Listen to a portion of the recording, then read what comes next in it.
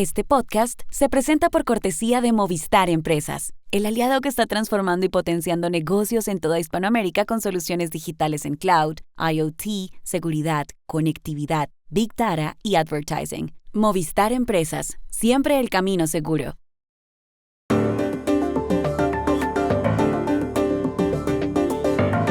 En el Brasil, el país más poblado de América Latina, el presidente Lula acaba de proponer una gran reforma tributaria.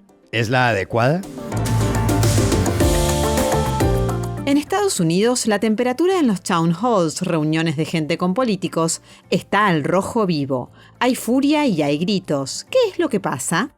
En el Ecuador tiene lugar este domingo el debate entre Daniel Noboa y Luisa González, que se disputan la presidencia. ¿Qué se puede esperar? Hola, bienvenidos a Y esto no es todo, el podcast del Georgetown Americas Institute de la Universidad de Georgetown en Washington, D.C. Soy Juan Carlos Iragorri, desde Madrid. Soy Paz Rodríguez Niel, desde Buenos Aires. Soy Jorge Espinosa y estoy en Bogotá. Es viernes 21 de marzo y esto es todo lo que usted debería saber hoy.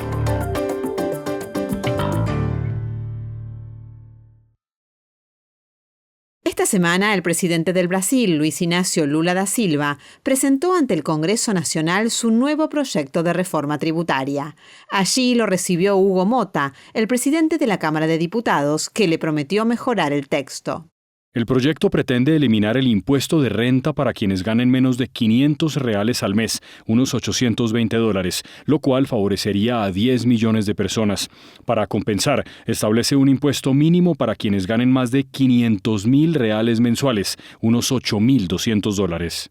Todo esto impacta a una enorme cantidad de gente. El Brasil, con casi 215 millones de habitantes, es el país más poblado de Iberoamérica y el séptimo del mundo. En población es 4 veces Argentina, Colombia o España, o la suma total del Reino Unido, Italia y Francia. La pregunta es si la reforma de Lula es la apropiada. Llamamos ayer a Washington, en primer lugar, a Ottaviano Canuto, ex vicepresidente del Banco Mundial, ex director ejecutivo del Fondo Monetario Internacional y miembro del Policy Center for the New South, un think tank. Creo que la parte de la reforma que va en la dirección de gravar a las personas con ingresos muy altos, quienes en realidad pagan muy pocos impuestos hoy en día, es correcta. El impuesto mínimo a las rentas altas puede no ser el modelo ideal, pero es lo que es políticamente posible en Brasil en este momento. Pero la exención para rentas de hasta R$5.000 es alta. Y si tenemos en cuenta que la proporción de la población brasileña con renta inferior a ese nivel es muy alta. Mira, el aumento de los impuestos sobre la renta viene a compensar ese regalo fiscal para la gran población con ingresos inferiores a R$5.000. Espero que el Congreso no disminuya su intensidad. Habría preferido que esa tasación viniera como algo propio, sin la exención para rentas inferiores a R$5.000, que es muy larga. Aparte de lo anterior, para saber cómo interpretar políticamente este proyecto de reforma tributaria de Lula da Silva, también llamamos a Río de Janeiro a Matías Spector, profesor de la Fundación Getúlio Vargas. Este es uno de los varios movimientos políticos que el gobierno Lula viene haciendo a lo largo de los últimos meses para prepararse para lo que será una difícil y dura campaña de reelección en octubre del 2026.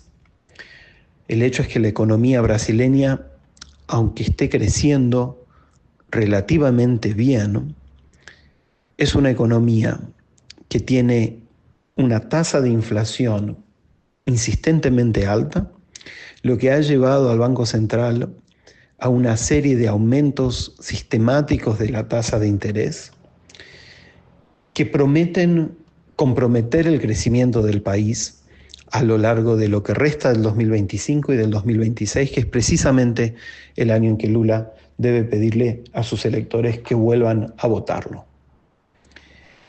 La medida de reforma fiscal es una medida que el gobierno presenta como promotora de la justicia fiscal al trasladar la carga tributaria de los ingresos más bajos a los más altos de la sociedad brasileña.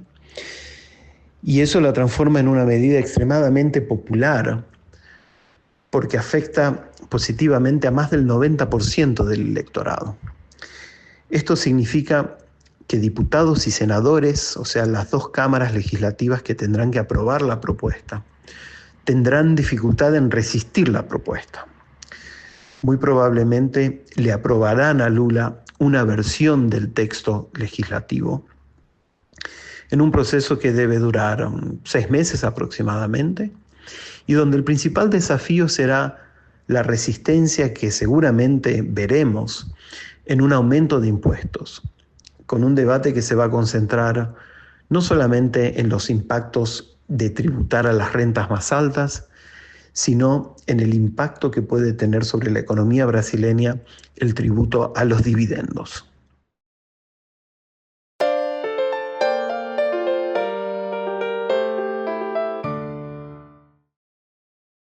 En Estados Unidos se está produciendo un fenómeno político inquietante. Los town halls, esas reuniones que se celebran entre un senador o un representante a la Cámara y su electorado en las distintas regiones del país, se están convirtiendo casi en un ring de boxeo. El fenómeno se ha acentuado en los 2 meses que lleva en el poder el presidente Donald Trump. Esto le pasó en Wyoming a la representante republicana Harriet Hageman cuando defendía la Oficina de Eficiencia Gubernamental, DOGE, que maneja el multimillonario Elon Musk.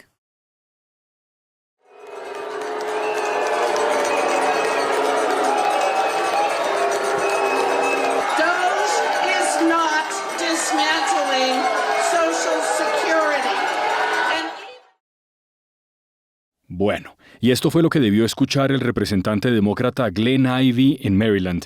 Uno de los asistentes le dijo desde las graderías lo siguiente: queremos que ustedes presenten pelea y no están dando la batalla. Es un fracaso. We want you to show fight, and you are not fighting, and that is failure. ¿Cómo se explica todo esto? ¿Qué es lo que está pasando? Llamamos ayer a Washington, D.C. a nuestra compañera, la periodista y analista política Dori Toribio.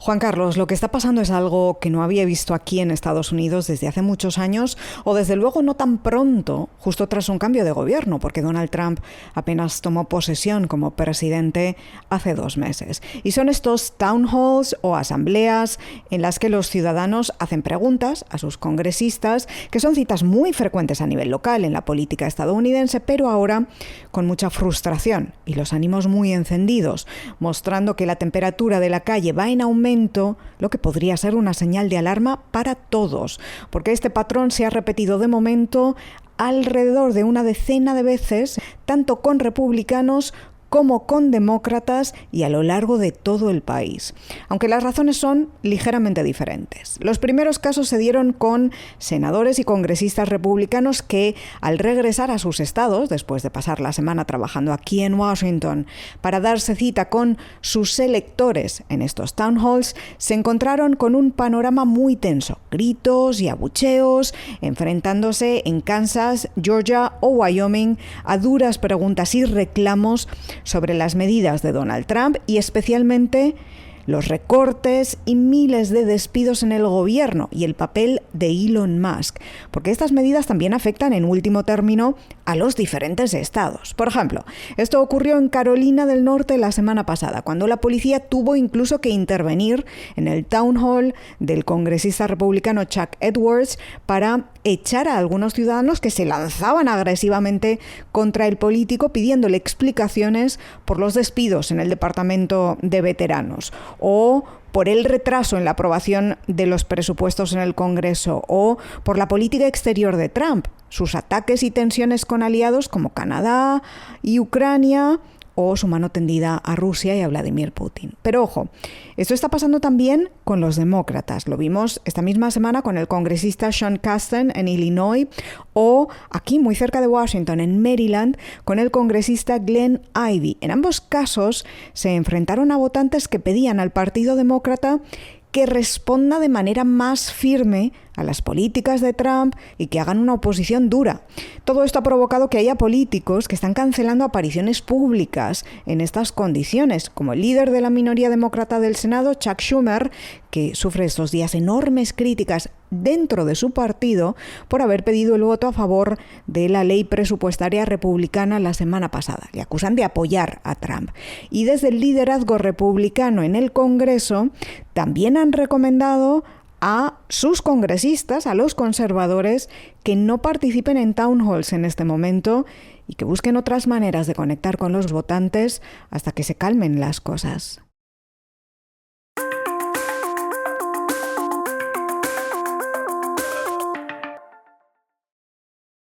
Este podcast se presenta con el apoyo del Grupo Tecnoglass, el poder de la calidad. Diseñamos, fabricamos y comercializamos vidrios, ventanas y fachadas de calidad mundial. Más información en www.tecnoglass.com. Este domingo es una fecha clave para el Ecuador. En la noche tendrá lugar el debate entre los dos candidatos que en pocos días, el 13 de abril, se disputan la presidencia. Se trata del presidente Daniel Noboa y de Luisa González de la Revolución Ciudadana. La primera vuelta, el 9 de febrero, estuvo muy reñida. Noboa, hijo del hombre más rico del país y que estudió en Estados Unidos, logró el 44,17% de los votos, y Luisa González, copartidaria del expresidente Rafael Correa, el 44%. La diferencia fue de menos de 17.000 votos. ¿Qué se puede esperar de este cara a cara en 48 horas en Quito entre Daniel Noboa y Luisa González? Llamamos anoche a Guayaquil a la periodista y analista política María Mercedes Cuesta. Se puede esperar muchas sorpresas, diría yo. ¿Y por qué sorpresas? Porque normalmente una característica del presidente, de su personalidad, es que es un hombre que habla muy poco, que comunica poco. Le ha tocado en este momento de moverse mucho por el país, hablar bastante, ir a medios, hacer realmente un recorrido en varios medios, pero normalmente él es una persona que habla poco. Y Luisa González está preparada por un equipo internacional de expertos en comunicación política y hay dos temas que son muy importantes que creo que han golpeado esta semana a Luisa González y que los ecuatorianos van a estar muy pendientes de este debate. El primero es el tema económico. Dos de sus voceras de la Asamblea Nacional y voceras del movimiento hablaron en un programa de televisión acerca de la desdolarización, o mejor dicho, de un dólar ecuatoriano. Entonces eso definitivamente encendió las alarmas en absolutamente todo el mundo. Todo el mundo sabe perfectamente bien, todos los ecuatorianos sabemos la estabilidad que nos ha dado justamente el dólar. Y no solamente eso, sino que ya su vicepresidente y se pronunció, hizo un artículo hace mucho tiempo acerca de cómo salir de la dolarización, etcétera, etcétera. Es un tema recurrente en la Revolución Ciudadana. Y el segundo, que también no es menos importante, es que esta semana la Fiscalía publicó los chats de la llamada Liga Azul. ¿Quiénes son los miembros de la Liga Azul? Los señores que pertenecen a la Revolución Ciudadana y que supuestamente debían ser apolíticos y estaban en el Consejo de Participación Ciudadana y Control Social, que es justamente el organismo que elige a las autoridades de control del Estado. Chats en donde hablaban de que había que coger todo lo que se podía, que había que tomar tal cosa, que había que tomar la superintendencia de bancos para que Luisa pueda seguir lavando dinero, dice textualmente uno de los chats. Chats que los ha hecho público la Fiscalía General del Estado. No son chats manipulados, son chats que esta información está periciada ya en la Fiscalía. Entonces, son temas en los que realmente vamos a tener que poner muchísima atención. Y estas son otras cosas que usted también debería saber hoy. El presidente de Estados Unidos, Donald Trump, firmó ayer un decreto que ordena realizar todas las gestiones para eliminar el Departamento de Educación. No logró acabarlo porque se requiere una ley del Congreso. Por otro lado, el ministro de Educación Superior e Investigación de Francia, Philippe Baptiste, se quejó tras conocerse ayer que un académico francés fue inadmitido al llegar a un congreso en Houston el pasado 9 de marzo. La razón, le descubrieron en su teléfono críticas a Trump. Dos noticias deportivas. Una es que la ministra de Deportes de Zimbabue, la ex nadadora Kirsty Coventry, fue elegida ayer en Grecia como la primera mujer presidenta del Comité Olímpico Internacional. Otra es que el multimillonario estadounidense William Chisholm, dueño del Symphony Technology Group, compró ayer a los Boston Celtics, escuadra mítica de la National Basketball Association, la NBA. Pagó $6.100 millones. Es la suma más alta por un equipo de deportes en Estados Unidos. Dos países de América Latina están entre los primeros 10 más felices del mundo. Costa Rica en el puesto 6 y México en el 10. El número 1 es Finlandia, seguido por Dinamarca, Islandia, Suecia y los Países Bajos, según el World Happiness Report, publicado en las últimas horas y elaborado esencialmente por la Universidad de Oxford. Estados Unidos es el 24, Brasil el 36, España el 38 y Colombia el 61. El último, el 100, es el Congo. Y ojo, una señal de infelicidad es comer solo. Y aquí termina Y esto no es todo, donde siempre habrá más. En la producción estuvo John F. Burnett.